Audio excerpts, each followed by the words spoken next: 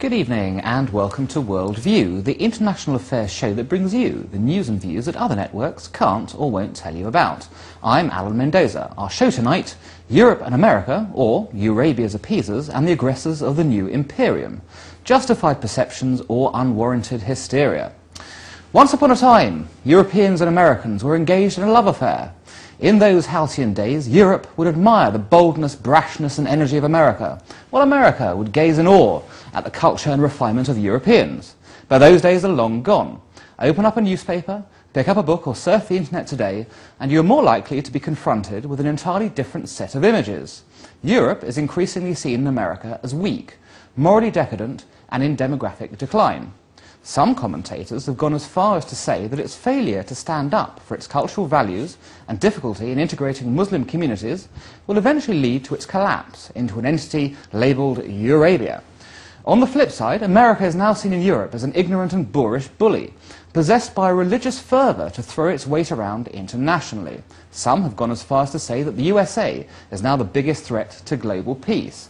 So how much truth are there to these stereotypes, and how have the respective European and American intelligentsias come to form them? And does it matter in the context of international relations that we seemingly hold each other in such contempt?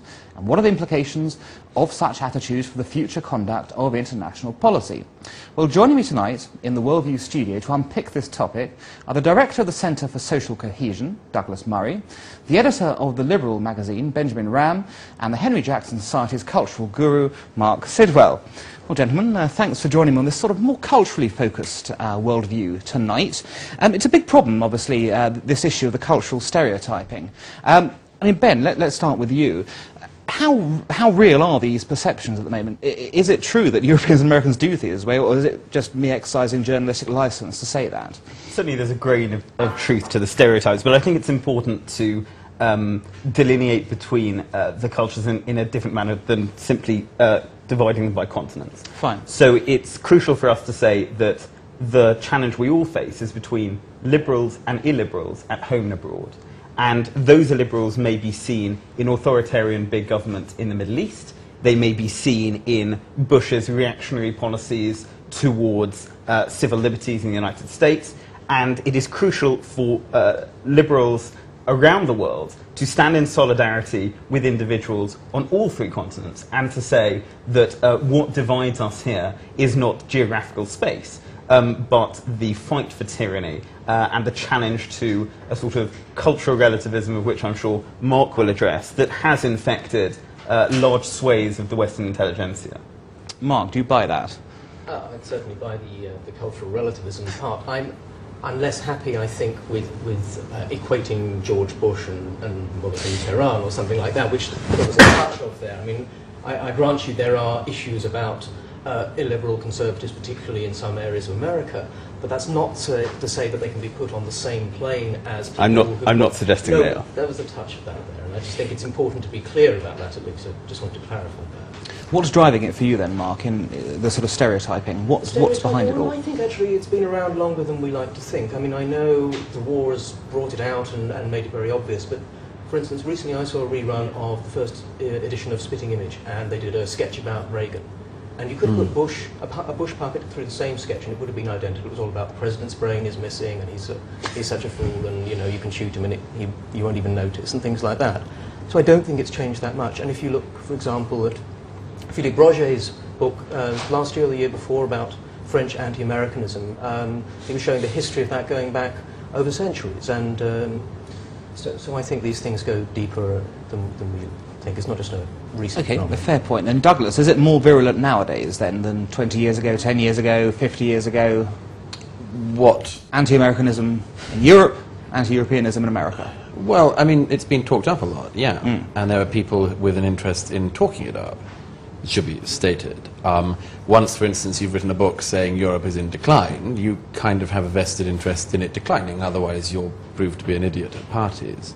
And vice versa, if you keep on saying that America is the authoritarian Nazi state without parallel in human history, then you kind of have an interest in hoping that American civil liberties are further taken away, and that the hope that you'll be proved right and fatuous thesis. But what I think is happening at the moment is we do have a few people on each side who have kind of blown the ground open a bit. I mean, back to yours, Eurabia is one example, Mark Stein's latest book, America Alone, and then all, of course, of the putrid effusions of Noam Chomsky and co. on the other side. So, you know, the ground's very open, and there's a lot of room in the middle now.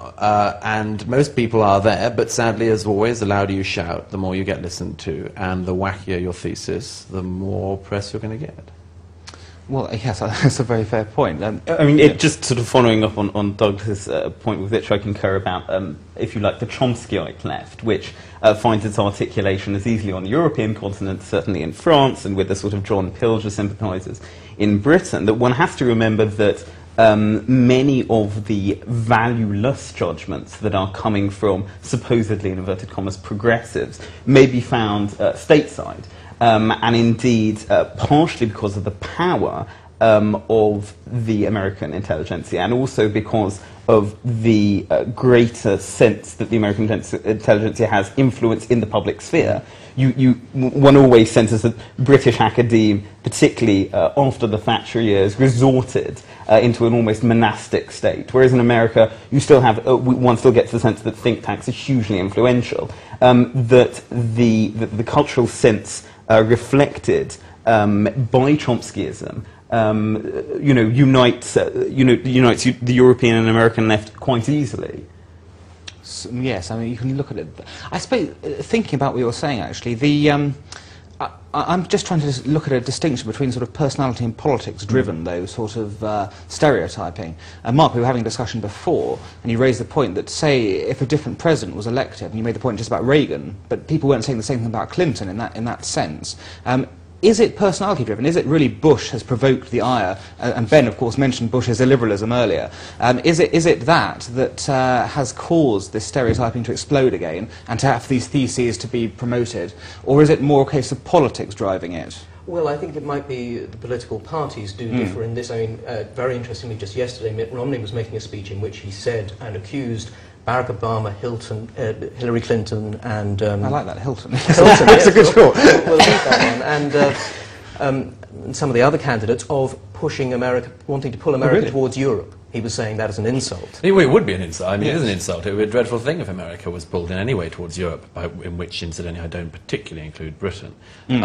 But it would be a dreadful thing. I mean, a lot of American commentators are right on this. I mean, as we know, I mean, Europe as a continent... So there is some truth in the Yeah, I mean, Europe as a continent is typified currently by very second-rate politicians running it, on a strange consensus of the centre-left, which they don't seem to question at any point. They seem to regard the future as being an inevitable state in some sort of hinterland where one pays more and more taxes in order that they can distribute our money worse and worse. And there's no questioning of that. That's just what's going to happen. And we'll be safer and cuddlier and more secure and happier if this happens. It's a societal project. I mean, it can't be stressed enough that the other things that used to fill up these gaps, the church and so on, have in Europe seen a decline which isn't irreversible, but is undoubtedly there, and where the elites of Europe decide not to refer to our heritage and our past in their constitution. I mean, this is an important one, for instance, on the European Constitution. Yeah. You can write the American Constitution, you can carry the American Constitution, I know a lot of people who do, round in your pocket. If you tried to carry the EU Constitution around for any time, you'd break your back. This is a document of incredible fatuity, and it can't be stressed enough that America still is built on ideas and on dreams and on prospects, which you can see still, and I know it's a cliche, but you can see it in your recently arrived American immigrant who believes that tomorrow is going to be a better day than today, and that if they have one taxi car today, next month they might have two, and by 10 years from now they might have a chain. And you compare that with general perceptions, and all polling seems to bear this out in Europe. If you just ask polls in Europe, if you ask people in a poll in Europe whether they believe, for instance, that tomorrow is going to be a better day,